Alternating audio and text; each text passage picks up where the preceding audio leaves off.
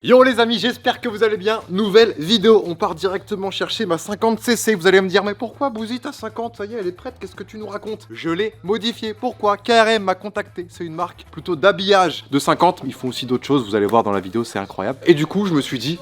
let's go. Donc pour ce faire, parce que moi les gars, vous le savez, je ne suis pas du tout mécano, je ne sais rien faire de mes mains. J'ai regardé un petit peu les préparateurs qu'il y avait en Ille-et-Vilaine et j'ai trouvé Zinzin Préparation. Voilà, ça va être l'occasion de connaître un nouveau métier et surtout une nouvelle personne. Du coup, direction Bain-de-Bretagne pour aller à sa rencontre. J'espère vraiment que vous allez kiffer cette vidéo. N'oubliez pas le petit pouce bleu, l'abonnement et on y va. C'est parti. Du coup les gars, on vient d'arriver juste derrière cette porte de garage. Normalement il y a Aurel, alias Zinzin Préparation. On va le voir, c'est parti.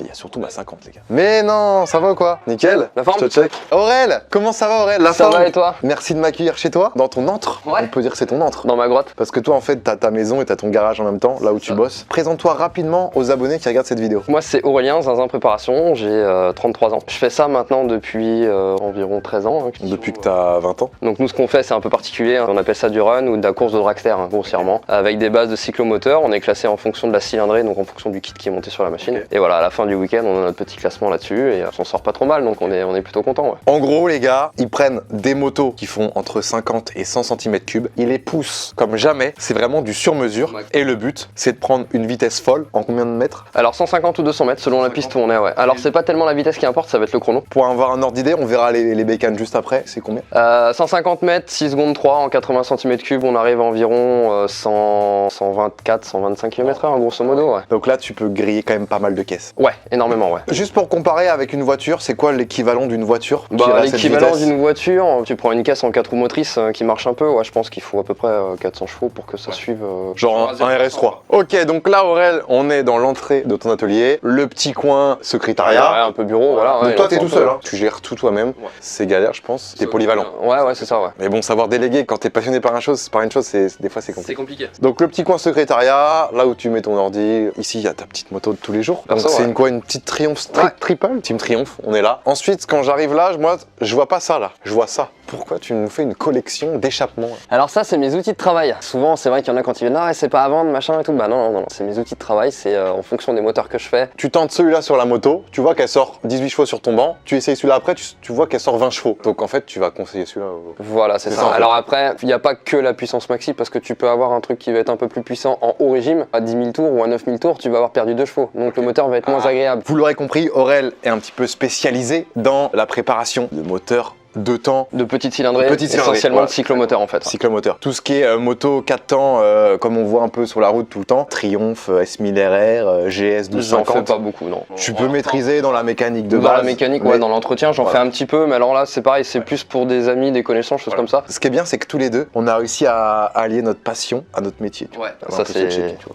C'est pas pour rien que j'ai fait appel à toi. Moi, j'ai acheté ma 50 cm3 à Lens. Dédicace à ceux qui habitent dans le 62. Ils m'ont fait une prépa stylée pour tout simplement améliorer ma 50. Donc ils ont vu la config qu'on avait, elle est plutôt très correcte, mais du coup je peux la rendre encore mieux grâce à eux. Je me suis dit je vais pas aller la redonner à Marin Jarbe pour repréparer tout ça. Je vais regarder un petit peu sur internet les préparateurs qu'il y a en Ille-et-Vilaine à côté de chez moi. Et là, elle est prête. Ça c'est ton nouveau bébé ça je crois. Parce que là quand je vois ça je me dis attends mais Aurel t'es préparateur de 50 ou tu me fais des t-shirts. Donc ça rapidement ça sert à quoi? Alors ça c'est un tour numérique. Ça me permet d'usiner des pièces de forme ronde de façon totalement automatique. Donc des pièces plutôt rondes de base ouais. On met un morceau d'alu brut sur cette partie là, donc sur le mandrin. Et ensuite avec les couteaux, les outils qui viennent ici, on vient découper la pièce pour avoir une pièce vraiment sur mesure, une pièce unique qui va être en adéquation avec ta moto. Ce genre de pièce par exemple, donc ça c'est ce qu'on appelle un plot de culasse, t'as ta bougie qui vient visser ici, t'as le piston qui est en dessous là, et c'est posé sur le cylindre. Et voilà, ça sort de cette machine. Là les gars c'est pour vous dire à quel point Aurel fait vraiment tout sur mesure. On est dans la préparation. Hein. Regardez-moi ça, l'humilité, elle est où l'humilité?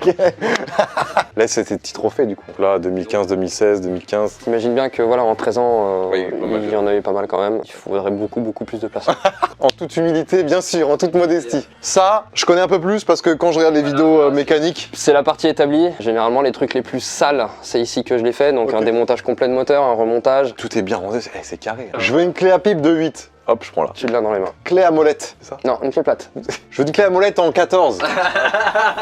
La clé à Momo, la clé à Lelette, la clé à molette. Donc là, moi, je l'ai pas encore vu au moment où on fait ça. Mais du coup, les brels comme ça, les 50, tu maîtrises le sujet? Ouais, c'est un truc que j'aime parce que il existe un monticule de pièces possibles et imaginables. C'est vraiment impressionnant. Donc les possibilités en termes de préparation du petit kit pour le gamin qui veut un truc qui roule un peu mieux tous les jours, ou le mec qui veut vraiment faire de la course avec ce type de moteur, ou comme des gens qui font de la piste, j'ai des clients qui font de la course de côte, choses comme ça, elles sont infinies. Il y a maintenant un an, j'y connaissais vraiment rien en 50. Là, j'ai commencé grâce aux abonnés, grâce à vous, grâce à des youtubeurs, machin. C'est dingue tout ce qu'on peut faire avec une 50. J'ai un abonné, il m'a dit, avec sa 50, il prenait 140, 150 km/h. Alors qu'on parle d'une 50 qui est censée rouler à 50. Donc on prend 3 fois la puissance. C'est ça. Il y a toujours une limite forcément, plus ça va être léger, plus ça va aller vite, c'est obligatoire. Tu prends le cas des gamins qui sont en Espagne, des futurs Marc Marquez en puissance, choses comme ça, ils commencent tous avec des moteurs de 50 comme ça dans les petites machines. Parce que déjà, l'Espagne, c'est le pays de la moto, on peut le dire. C'est l'école de la moto. C'est l'école de la moto. C'est-à-dire que la plupart des gens qui veulent faire pilote, en France, ils sont obligés de passer On par la prend case des Espagne. Fabio Quartararo, etc.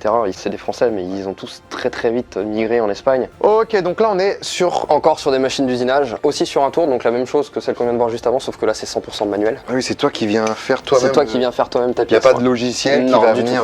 tout, du tout. Et du coup, toi, tu préfères quand même en automatique, quoi. Alors non, pas forcément, ça dépend totalement de ce que tu as à faire. La machine numérique va plutôt être pour faire de la série, Ça marche. d'où l'intérêt de la pièce que je te montrais tout à l'heure, par exemple, un plot de culasse, c'est des pièces moi, Ouais. qui reviennent assez souvent T'en auras pour peu un quoi certain refaire, moteur, donc voilà. Donc là, moi, pour moi, ça, quand tu me dis ça, c'est pour perfectionner, en fait. Ça peut me servir à faire de la fabrication de pièces en partant de bouts d'alu comme ça c'est un tube, hein, mais Toi, c'est plus de l'alu que tu c'est plus maîtrises. de l'alu, bah ouais, parce que c'est léger. Forcément, les gars, on veut être le plus léger possible pour aller le plus vite possible. C'est ça. On a la seconde machine ici qui là est une fraiseuse. Fraiseuse Une pour fraiseuse. faire des fraises. Fraisage. On met des fraises dedans. La fraise, c'est l'outil, c'est ça. Ah, je crois que c'était genre le fruit, quoi, la fraise. Non, non. L'outil est rotatif. On déplace la pièce qu'on a besoin d'usiner. Ça marche. Donc là, on va partir sur plutôt ce qu'on va appeler des lopins d'alu, c'est des briques. Hein. Tu pars de ça de base. Et après, par enlèvement de matière avec la fraise, on vient fabriquer la pièce qu'on a besoin. En fait, pour moi, là, ça ressemble à une brique. C'est une brique d'alu, Ouais, en fait. c'est une brique d'alu. Je dois avoir une brique d'alu qui fait 40 ou 50 kilos là. Putain, t'en gagnes des briques, toi. Pas mal, ça, la Matisse. Ouais. Là, ça, je connais. Machine à pneus. Maxime de Maxès, quand vous changez vos pneus de moto. Mais c'est vrai que c'est quand même bien pratique, hein. J'en ai fait pendant des années à la main. Parce que changer un pneu de moto, les gars, je vous promets que c'est pas facile du tout. Là, on est dans la deuxième partie. J'aime bien cette odeur, bordel. Donc là, le petit banc. Donc le banc sur lequel je mets, alors ça peut être du gros cube. Moi, genre mon S1000R, j'aurais pu le mettre là. Ah ouais, sans problème.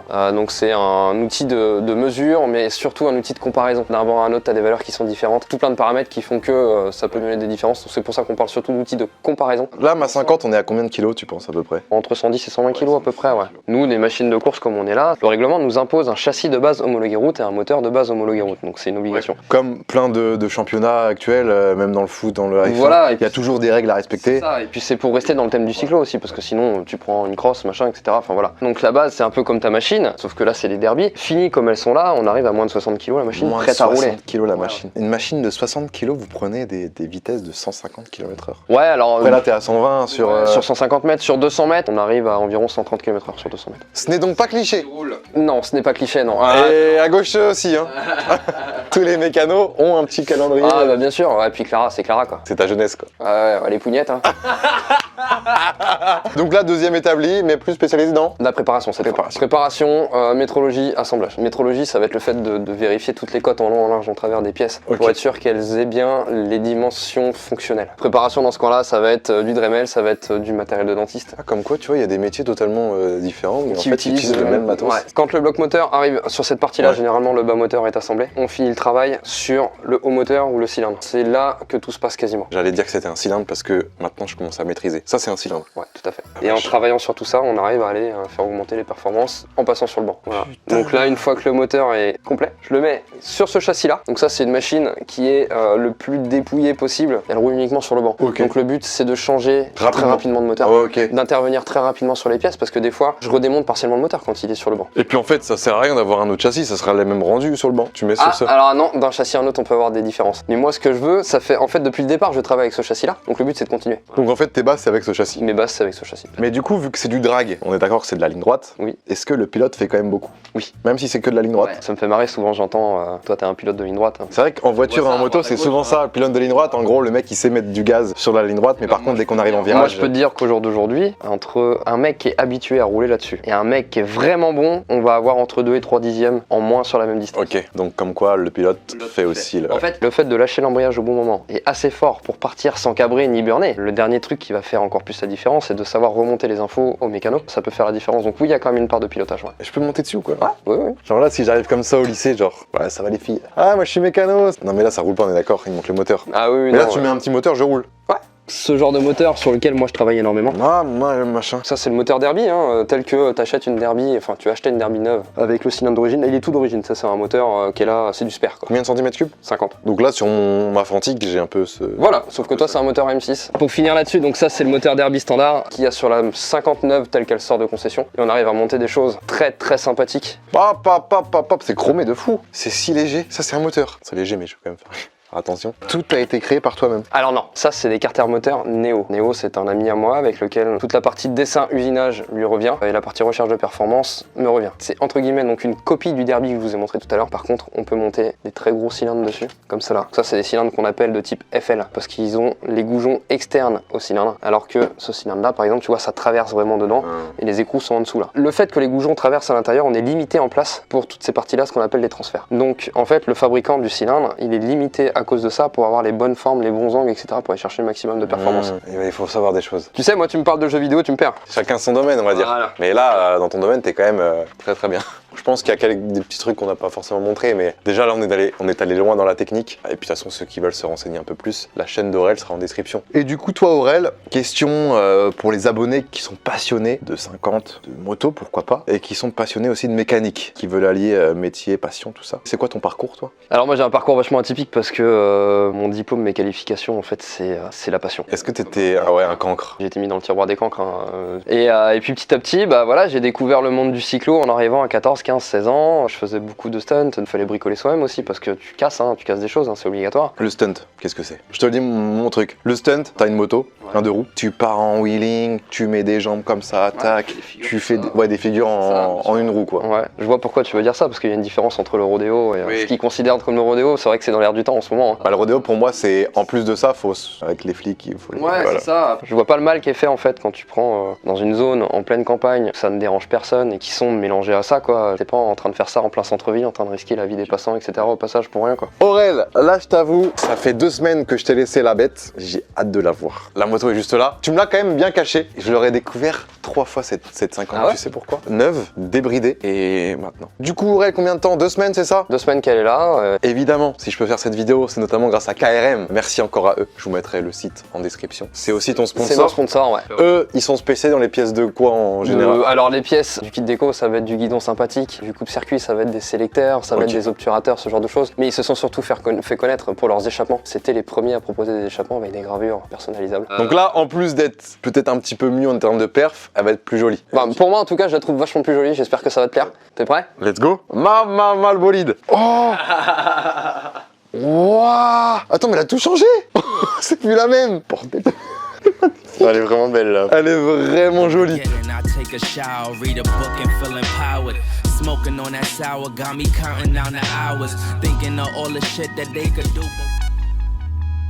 T'as fait un lycée pro? En électricité bâtiment, je n'ai pas malheureusement pas fini. Ouais, ça te plaisait pas? Ça me plaisait pas. Et puis ensuite, je suis reparti sur une autre branche. Okay. Là par contre, je retournais tous les jours à l'école. Tu sors d'un apprentissage, tu retournes à l'école tous les jours, wow, c'est pétage de durée. Quand t'as connu bosser, tu vas bosser dans une entreprise et revenir à l'école après? Je suis en entreprise depuis la 4e parce que j'ai fait une 4e et une 3e techno. Je faisais une semaine d'école, une semaine de stage, tout le temps, tu vois. Donc moi, être tout le temps en rythme soutenu à l'école, ça fait longtemps que je connaissais plus ça, quoi. Tout en continuant la mécanique à côté, hein, bien sûr. Okay. J'ai découvert donc cette discipline-là depuis maintenant 13 ans, où j'ai commencé avec ma propre machine aussi. Je me suis construit ma propre machine. Le mécano, moi, j'associe ça au médecin. Le préparateur, ça va plutôt être le chirurgien, tu vois. Okay. Monter, démonter des choses, hein, faire un puzzle, c'est pas dur. Aller chercher la performance, etc., c'est vraiment un autre monde. Et puis à un moment, il n'y a pas de secret, il faut faire des tests. Tu casses, tu prends des risques. Putain, ça me fait penser exactement à moi avec YouTube, putain. Ah ouais? Ah ouais, tu fais des vidéos, ça marche pas. Au bout d'un moment, il y a un truc qui marche mieux. Tu commences à te diriger vers ce petit chemin-là. Ça marche. Tu commences à comprendre pourquoi ça fait des vues. Déjà qu'elle était belle avant, Parce que le jaune, j'aimais bien, mais là, les couleurs du Stade Rennais, non mais t'as changé non, là, elle est celle-ci. incroyable. Ouais, la housse de sel, ouais. Maman, le logo Locked en plus, regardez-moi ça, la petite spirale. Donc ça, c'est l'échappement. La C'est ça, cartouche, la cartouche, ouais. le vrai bouseux. Housse de sel, tu me dis, c'est un peu plus confortable? Non, non, en termes de confort, ça va pas te changer. C'est pour le look, juste une ça? housse, par contre, c'est pour le look, ouais, tout à fait, le look. Alors ça t'apporte un peu de grip. Parce que quand je vais poser le genou, là, ça me change rien, ça. Non, non, Non, non, ça, non, c'est quand tu pareil. vas poser le coude non plus, et quand tu Ouais, vas non, poser c'est l'épaule non plus. Là, on voit, attends, mais là, Le les gars, guidon, j'ai la l'impression mousse de d'avoir, guidon. d'avoir vraiment une 50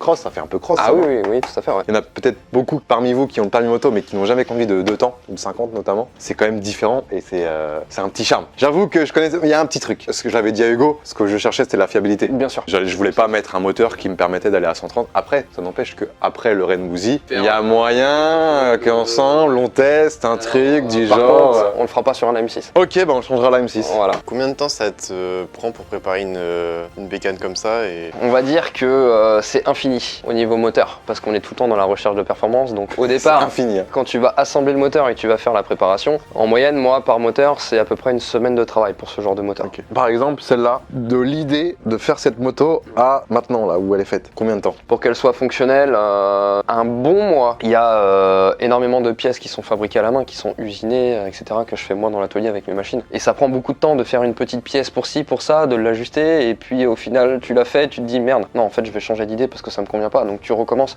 Tu vois, une roue libre. Une Ouais. roue qui est libre comme ça, c'est du travail pour arriver à ça. D'origine, sur une 50, elle est pas aussi libre que ça. Le but c'est d'avoir le moins de frottement possible. Donc moins tu as de frottement. Et encore là, on est rentré de la dernière course, j'ai mis une chaîne neuve et des roulements de roue neuf, donc elle a pas encore roulé réellement. Donc elle va se libérer encore. Enfin, moi je comparais ça à de la F1, de la MotoGP. En fait c'est l'élite d'une discipline où là t'es obligé d'aller chercher, essayer toujours d'aller plus vite quoi. C'est incroyable parce que t'as aucune limite quoi. La limite que tu vas avoir, ça va être ta tête. En fait, tu te bats contre toi-même souvent. Ah, c'est beau. Tu cherches, et des fois t'as pas d'idée, et tu sais pas pourquoi, tu vas te réveiller le matin. Cling, tu sais, t'as la lumière qui s'allume. Et c'est d'essayer de trouver le petit truc qui va faire la différence avec tes concurrents aussi. Par catégorie, t'as vraiment ceux qui viennent uniquement pour se faire plaisir et qui essayent de rouler contre des magasins sur internet qui ont un budget, mon pauvre, mais tu peux pas rivaliser, tu vois. Le petit coupe-circuit des familles qui va bien. Celui-ci est plutôt sympathique parce qu'en plus il est juste aimanté. Là je vois ça, le petit sélecteur juste ici. Pourquoi j'ai choisi rouge les gars? Bah parce qu'en fait les suspensions étaient rouges d'origine. Et du coup j'avais peur que si je prenais une autre couleur, ça soit un petit peu trop coloré. Donc je me suis dit rouge et noir, en plus c'est les couleurs du stade. En plus, en pièce, on a le petit refroidisseur de durite ici. Hein. On a le petit obturateur ici de pompe à huile, parce que moi j'ai supprimé la pompe à huile dessus. Hugo me l'avait laissé, même s'il n'était pas pour, par simplicité je pense. Le petit bouchon de remplissage d'huile aussi, sympathique. Hein. Ah oui d'accord, c'est vraiment dans les détails en plus. Ouais, hein. c'est dans les Putain, détails, c'est ouais, bien beau. sûr. Et puis l'échappement, qui a un meilleur comportement que l'échappement que tu avais avant. Un petit peu mieux ouais. Je vais vous montrer ça après sur le PC du banc d'essai. Entre le avant et après, tu as gagné un peu plus d'un cheval de plus. Sur une moto qui fait de base combien de chevaux? D'origine, ça fait 6-7 chevaux à peu près. Ouais. Je crois que j'ai dû finir quasiment à 15 en rouleau, moi, il me semble. 15 chevaux. Comme ça. Ouais. Dit comme ça fait jamais qu'un cheval de plus, c'est pas énorme. Ramener encore une fois à la puissance globale du moteur, le pourcentage est quand même vachement intéressant. Toi Aurel t'es plus team scooter ou 50? Non, méca boîte. Je Ouais. suis motard pur et dur. Donc, Je suis 50. sur une 50 à boîte depuis que j'ai 14 ans. J'ai le permis 125 depuis que j'ai 16 ans. Je vais te dire un truc, là j'ai 28 ans, je suis né en 94 et du coup moi j'ai eu mes années